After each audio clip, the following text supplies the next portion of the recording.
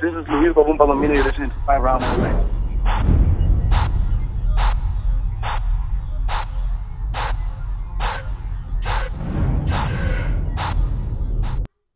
Hello there all, welcome to this brand new edition of 5 Round MMA. My name is Alex Ramirez, alongside me the Super Cedar brothers, Albert and Guillermo. Wish everybody happy holidays. As we enter the, 3-4 days before Christmas now? Yeah. I'm kind of just in a blur right now. I got all my shopping done, just trying to march on through. Guillermo, how you doing? We got 2 kids, you got the whole family. How's your Christmas shopping going? It's not going very well. After this, I'm probably going to go hit up Toys R Us. Hopefully the lines aren't too long. You haven't adopted your brother's theme of just online? Mm-hmm. Via Amazon or Target.com? I'm strictly Amazon or Target.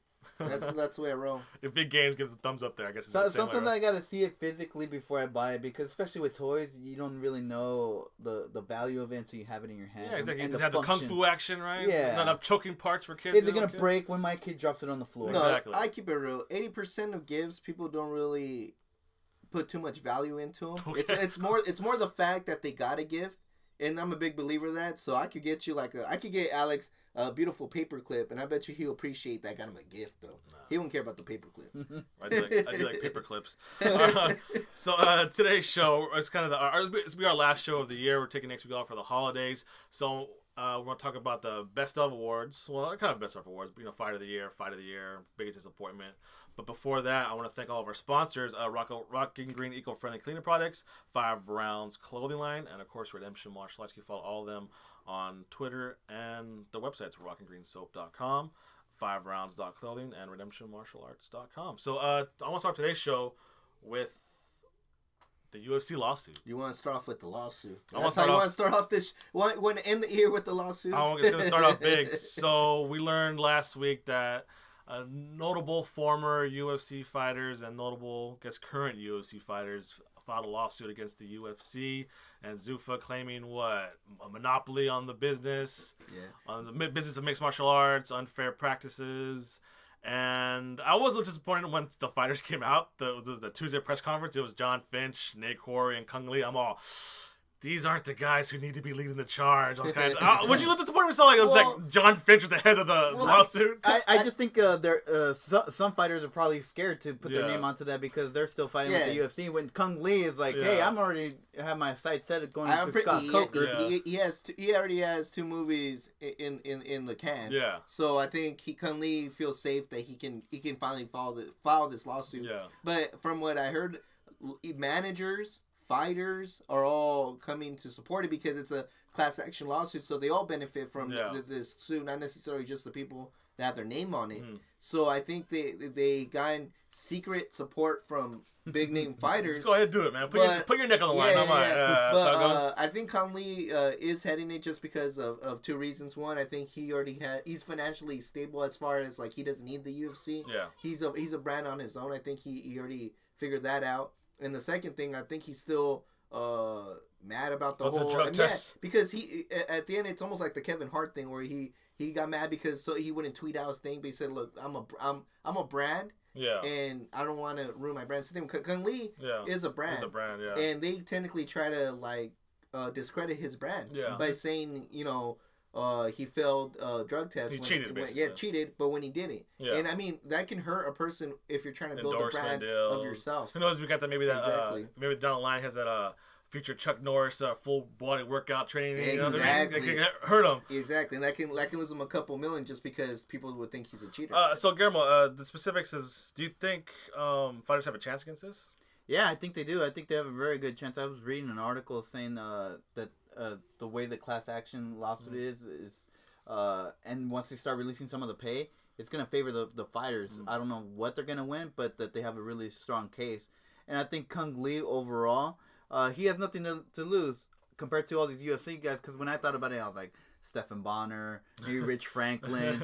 But then I thought about it, well, they're still buddies with the UFC. Yeah. They have stuff to lose still. They have positions to lose within the UFC. Matt Hughes, all these guys, Royce Gracie. Well, this is kind of my position. I think as long as the top 1% in the UFC stay quiet, the John Joneses, the Ronda Rouseys, Anthony Pettis, Cain Velasquez, Anderson Silvas, as long as they don't say anything, because they obviously don't care because they're getting paid, right? Yeah. As long as they keep their mouth shut, It's like the whole. Remember the protest a couple years ago, the 1% or the 99%. Isn't that what it is? Isn't it the 99% of the fighters going against the 1% in the UFC? Yeah, well, basically the real fight is the fighters are not getting paid. That's why Michael Bisping bashed. I don't know if you guys saw this, but he bashed. I don't know why they're complaining and crying. Well, yeah, Michael Bisping says the guy who has another. You have a mansion in Beverly Hills, but these guys freaking. And he has another job on Fox Sports, so. Exactly. So he's set. Yeah. It's all these other guys that are on a set. I mean, like, how can you be a professional fighter and still not be making professional money or have another side job or having a side job? I mean, if you're in the UFC. That should be your profession. To me, making to the NBA, there's no reason why you should have a part-time job on the side to make money. That's my point. Dana White keeps saying, "Oh, this is UFC. We're gonna be just like the NFL or NBA," but yet they treat their employees. Well, they're not employees because they're all fighters are considered independent contractors, right? Yeah. So how do you have independent contractors? But yet do you tell them what to wear, tell them what to?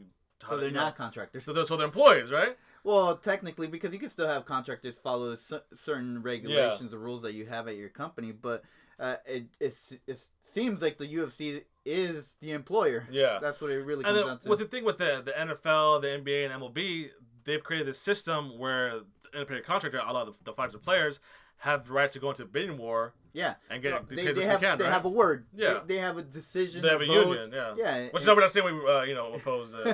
Just saying here again, but. Even though what's his name said he's more than willing to do a union, Jamie Varner just retired. Yeah, just retired. Did say he did want to do some kind of kind of fighter union. I think what Alex is getting at is that we want to hear from the 1% of the 99 of the 100% of the UFC. So obviously, because we want Cain Velasquez to lead the charge. We want John Jones, Ronda Rousey. If they don't lead the charge, nothing's gonna get done. Yeah, nothing's gonna get. Nothing's gonna change. Did you hear the news this week too that John Jones and Ronda Rousey both got exclusive Reebok deals? Yeah.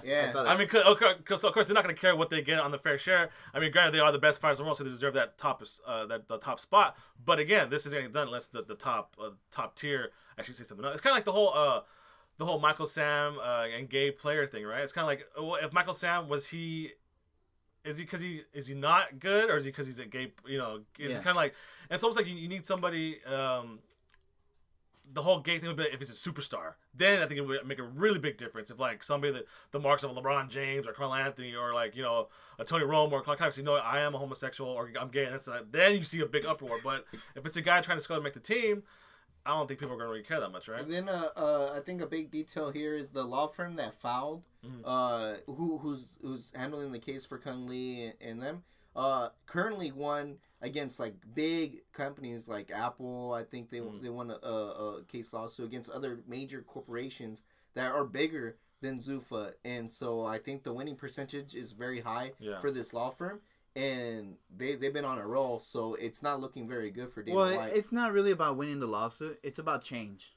If there's no cool, I like that. Yeah, if there's no change at the end of this lawsuit, the fighters really didn't gain anything. Yeah. If there's base salaries, if you make it to this part of your career inside the UFC, this is where you're guaranteed contract, things like that. That we need a change, not necessarily win a lawsuit because they'll get some financial benefit, but.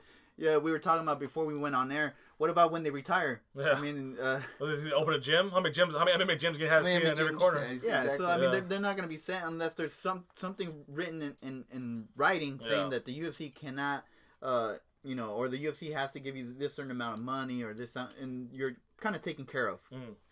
Because what I was going to say is if you do look up the pay-per-view buys and how much you do as far as ratings on UFC on Fox, which is it's pretty good. It's not incredible, but if you compare it to like let's say like the Mayweather numbers and stuff like that, as far as pay-per-view buys, you hear how much Mayweather and them get paid, right? Yeah, but millions. You see how much pay-per-view numbers, but if you do the ratio, the fighters should still be in the millions technically, if not the 100,000s. As far as the low guy should probably be like around 80,000, whatever. If you really do, why does Mayweather get paid 50 million? Yeah, off of that big buy-in. But then you look at, UFC did 200,000 buy-ins, which is almost like that. So you would think there is some kind of cash flow there that could have been distributed better. And then the other thing is, how can the fighters invest if they're making $40,000 around their a year?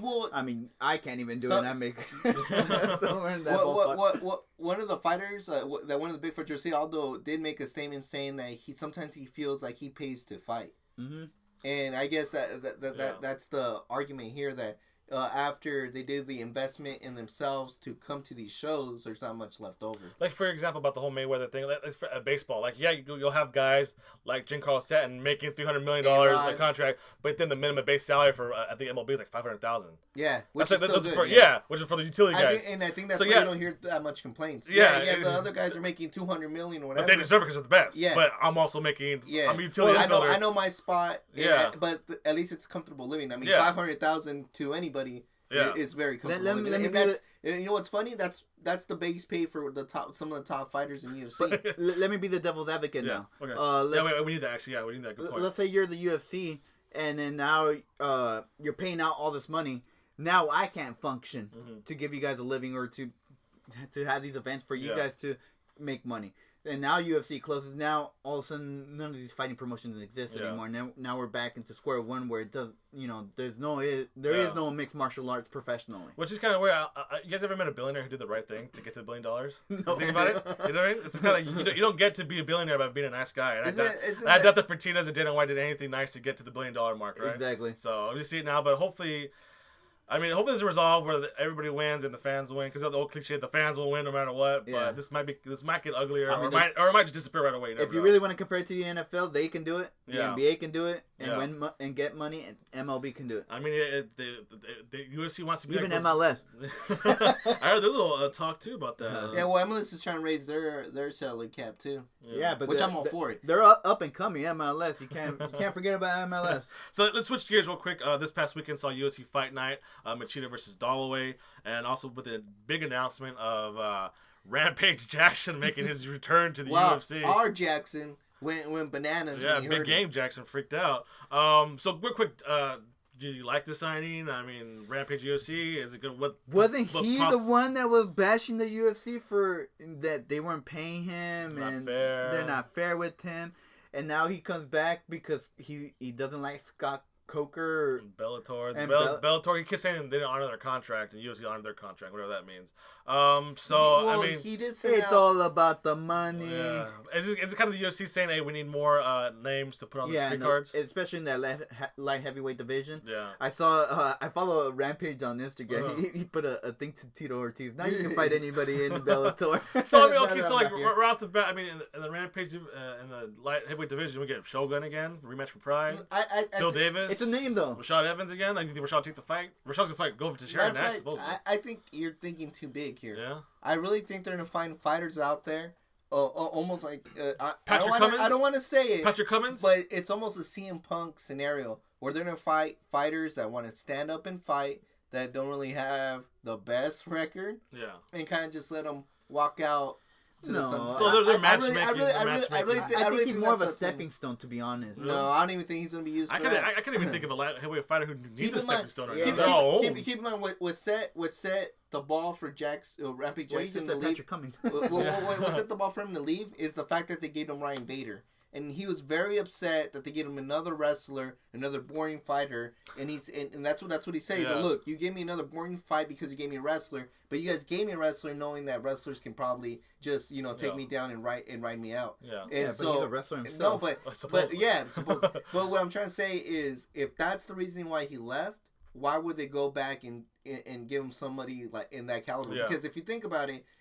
If you give him even Patrick Cummins, even if you give him Patrick Cummins, who's an up and coming guy, he's a wrestler. He's a wrestler, and he will probably be Rampage if he takes it on. Keep him there, and that's not. The sad thing is he's on a path of Wanderlei Silva, of Chuck Liddell, where at that point towards the end it's just trade and bang and hope that your chain can still. You gotta find somebody, So also co-main event from Saturday night, Hennebrow returned against Gagnon. That's his name, right? Yeah. It was Mitch Gagnon. He's Canadian, so it's Gagnon. Hennebrow won third round. Took him a while to win, but he looked good. Didn't look tired.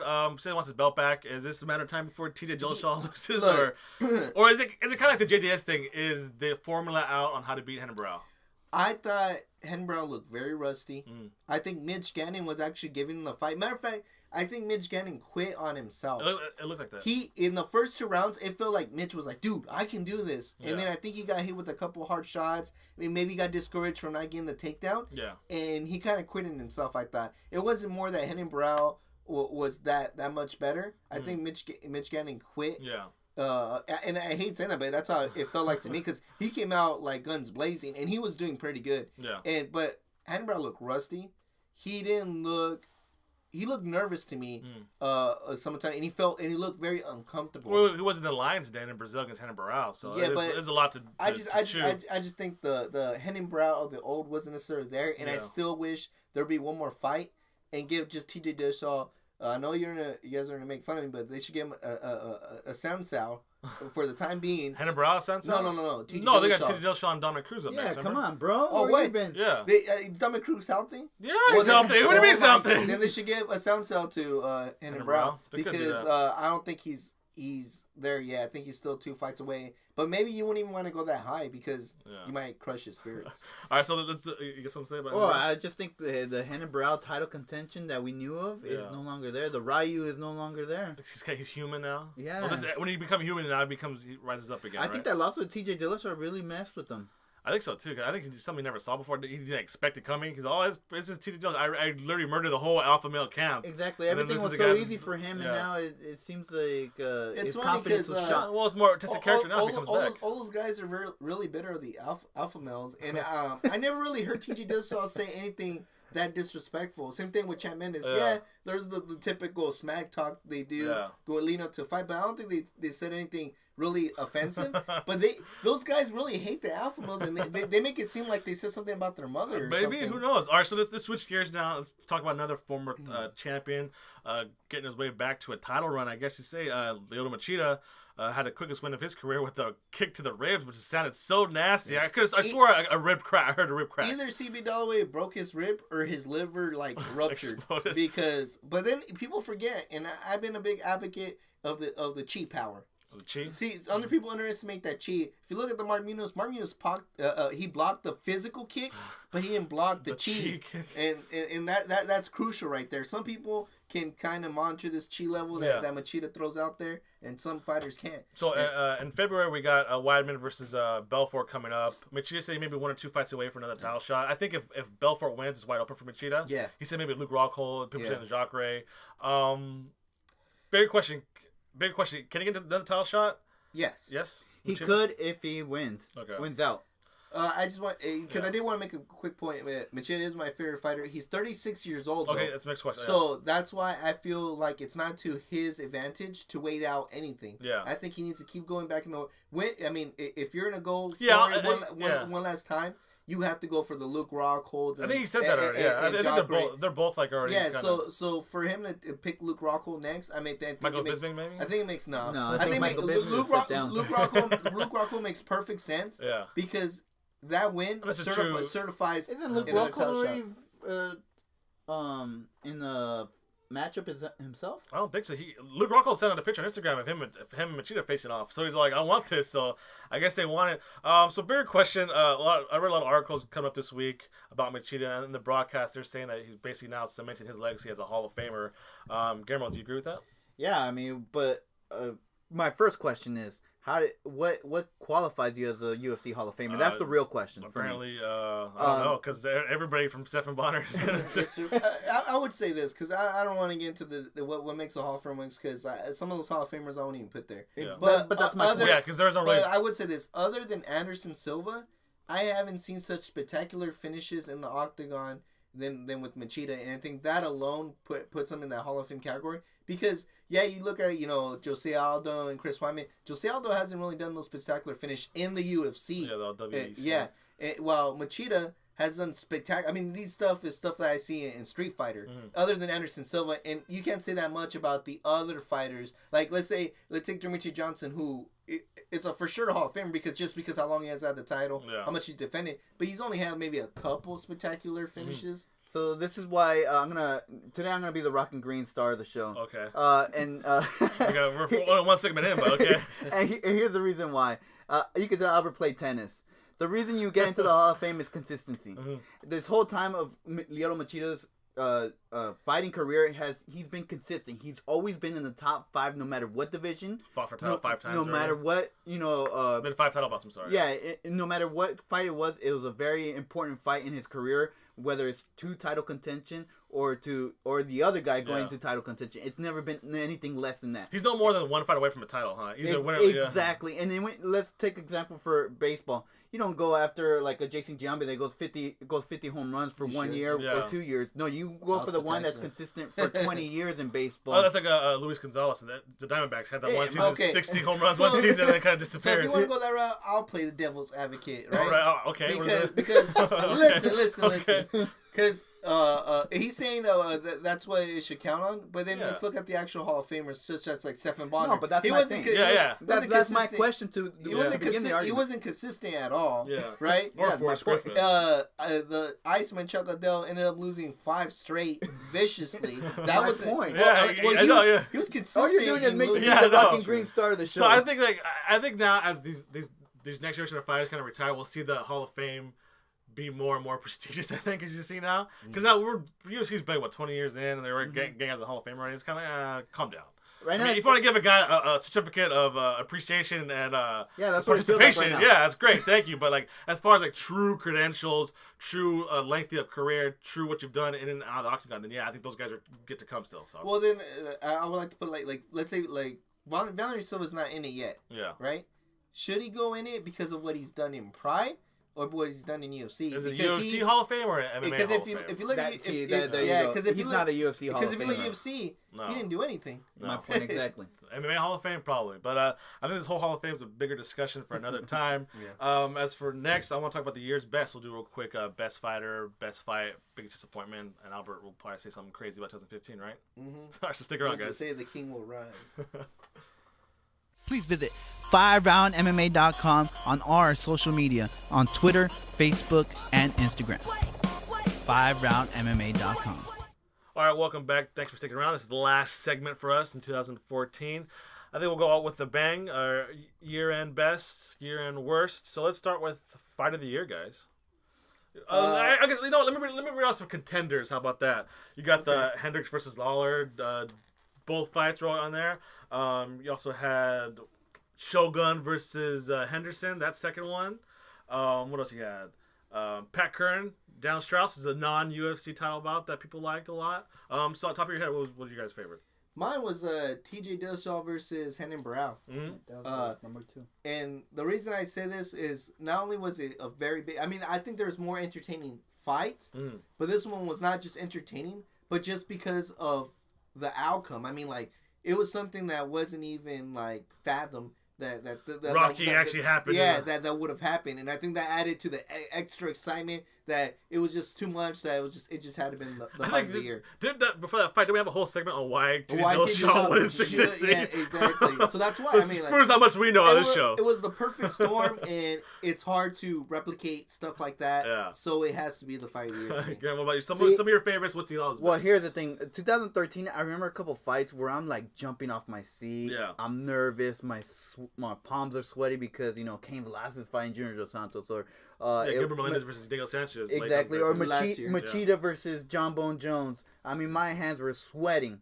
I think about 2014, I didn't get that wow factor except for the last 2 weeks ago, which was Junior Dos Santos versus Stipe Miocic. It's funny. Believe it or not. It is a kind of a slow year when you can't really think about how many times we actually got together to watch a fight, right? Exactly. 2014 we did that at all because it's like, I'll just watch it later. Or it's not like it was an event this year all the time. Yeah, because when we come together, I think it's always for a big moment. At least, yeah. And that Junior Dos Santos fight, I was jumping up and down because personally, I thought Stipe Miocic won the fight. But nonetheless, I was actually excited. I was nervous because I was rooting for Stipe Miocic. I will always make a note too. Every year, I always wait to see the Cain Velasquez fight because I always think that's why I think I was holding out so much where I wasn't really putting too much into it, and I never got it. Yeah. But anyways, what's your?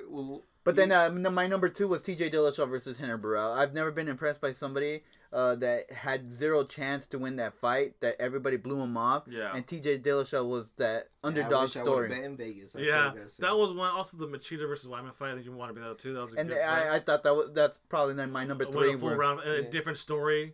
First 3 rounds was all Wyman. The last 2 you saw a different side of the Dragon. Just come out and guns blazing. Did get the win, but it was also very entertaining. But yeah, I think I'm going to echo Guillermo's sentiments here. Where it wasn't super exciting. I mean, like, if you go anybody's top 10 list, Robbie Lawler's on a lot of them. Exactly. Yeah, but see, I don't think I saw a lot of lists. I don't think really the drama was there, and I mean, I'm not a big Brown fan, so that could be it too. But at the same time, Matt Brown versus Eric Silva. I felt it was more of a sloppy fight than anything, to tell you the truth. I mean, it was just a bunch of guys really swinging at each other. Yeah. And I can't really appreciate that. Well, on TJ Dillashaw and Brown, there's still a lot of technique going on. If you look at other people's lists, it's none of the top guys. You don't see a Jumbo and Jones, a Daniel Cormier. It's always those scraps in the middle of the card. Yeah, it's those scraps in the middle of the card. Those Dennis Bermudez bouts. And I think that's what we lacked in 2014. Yeah. That's true. So let's move on to Fighter of the Year. Some notables you guys want to talk about? I think. Well, I did want to say this because he was going to be my Fighter of the Year, like right off the bat and like instantly. But then it sucks. But Benson Henderson was going to be my Fighter of 2014. Well, 2 years in a row, wasn't it? Yeah, and it would have been because I mean he started off the year 2-0, right? And it seemed like he was going to keep on that momentum. That he's technically the title holder, and then he gets knocked out. And I think if it wasn't for that one knockout, I think he would have been the Fight of the Year because he was technically the uncrowned champion. I thought of this year, but I'm saying that was my notable mention. Well, that's not the guy. That's not my Fighter of the Year. Well, notable for me, this is not my Fighter of the Year. Notable would be T.J. Dillashaw, which it would also be Anthony Pettis. You know, he cemented his. But he only fought once, though. It doesn't matter. He cemented a Fighter of the Year. He made an exclamation point. Grandma likes the flashy. You like that swag. You know what I mean? I think you have to be a little bit more consistent than just one fight. Well, if you're going for best lined up and fade, Anthony Pettis for sure. Oh no, well, hands down. Donald Cerrone. Donald Cerrone. He fought a lot in 2014. And those are notable for me. I think you guys are missing the part of the biggest story of the year. That's Robbie Lawler. Oh my God, you. I'm saying you can toot that horn. Go ahead. I'm saying he fought 4 times. He should have lost against Rory McDonald. Okay, but so I'm not. That's why he's already automatically eliminated. But that was in 2013, though. 2014, he went 3-1. His first fight was against Johnny Hendricks. He lost, but went back in the Storm. Knocked out Jake Ellenberger. Won against Matt Brown, and also won the title against. So is Robbie Lawler your Fighter of the Year? No, I'm just saying. No one made a case for him. My Fighter of the Year. My Fighter of the Year. T.J. Dillashaw. What he did was beyond anything. It's for the fact that we had a whole segment saying why he wouldn't win that fight against Brown, and he wins. He puts all of us idiots wrong, and come out now he's part of the top fighter in the Alpha Male camp. Joseph Benavidez didn't do anything. Chad Bettis didn't do anything. Riyad Faber's kind of like So now that the cream of the crop on that camp is T.J. Dillashaw. And no, you can't. He took out the best fighter in the world. Period. Hendon Brown. And it's sad because I think the fighter I'm about to say of my Fighter of the Year is the same as Guillermo's, but Robbie Lawler? No. Can I go first then? Okay. Go first because it's going to be you're going to give more points. To me, it's the guy that made the biggest noise. Who? Conor McGregor. He is the #1 guy in the UFC. No matter what you say, when you think of the UFC right now, you think of Conor McGregor. Very true. And it doesn't matter how many fights he fought. He did go 3-0, I believe. He went 2-0 in 2014. He only fought twice, and yet he's on everybody's tip of the tongue. That's exactly what I was going to say. I wish I could have said T.J. Dillashaw just like you, but it has to be Conor McGregor. It was his year. Because he pretty much erased everything that happened this year, and all we can talk about is Conor McGregor, and then he sent the momentum to 2015. So that alone, I mean, I think the T.J. Dillashaw happened in the middle of the year, and it wasn't. I don't think the steam kind of carried over to the summer, and Conor McGregor just grabbed it and freaking ran with the ball. I agree with your T.J. Dillashaw point, but right now no one's talking about T.J. Dillashaw anymore. Exactly. Hey, we're still talking about Conor McGregor. He did go 3-0, and T.J. Dillashaw did go 3-0. And I think he defended his title too once, so he won it and defended the same year. He won it and defended the same year. So I'm just saying. Yes, but not to an opponent that was Joe Soto. And I think Conor McGregor is gonna win Fighter of the Year 2014 and Fighter of the Year 2015. And that's a big possibility, I believe. So let's go one. I want to talk about biggest disappointment of the year for you guys. It's sadly.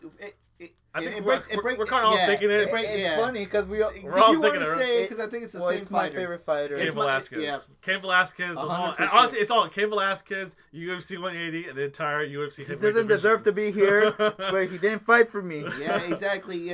I wish I could say it was somebody else, but I think without a doubt it was Cain Velasquez's worst fighter of 2014. Just because the most anticipated guy to watch. I mean, they built that whole card in Mexico for him. He didn't fight once, and it was his moment to steal. He was gonna be in Mexico. I mean, I think this would have rocket launched his career. And we would have Cinco de Mayo named for Cinco de Cane. Yeah, Cinco de Cane. Yeah, I mean, I was ready to freaking bust out the big mariachi hat and dance around it, but it just didn't happen. Yeah. And I know it's because of injury and nothing else. But just the fact that it was such a big disappointment that. And if Dana White's listening to this, please make another Mexico card with Cain Velasquez. I think they will. They have to. Being the main event. I think it was a successful card all the way, and they want to go back there. Yeah, well, Verissa doing Spanish is so good.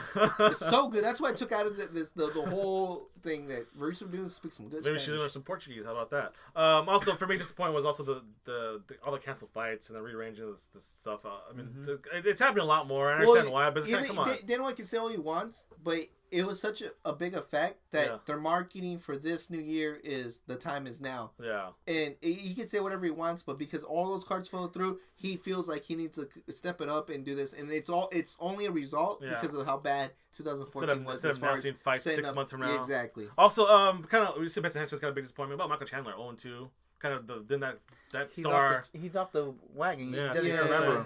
He doesn't even remember Michael Chandler anymore. He broke my heart. Yeah, so I think that is it for this show and this year. Leave with heartbreak. Yeah, leave us comments on what you guys think is your best fight of the year. For some reason, and disappointment Big of the year. Game said Rampage Jackson, which I won't disagree with him. The guy went 2-0. He won an interim bell, right?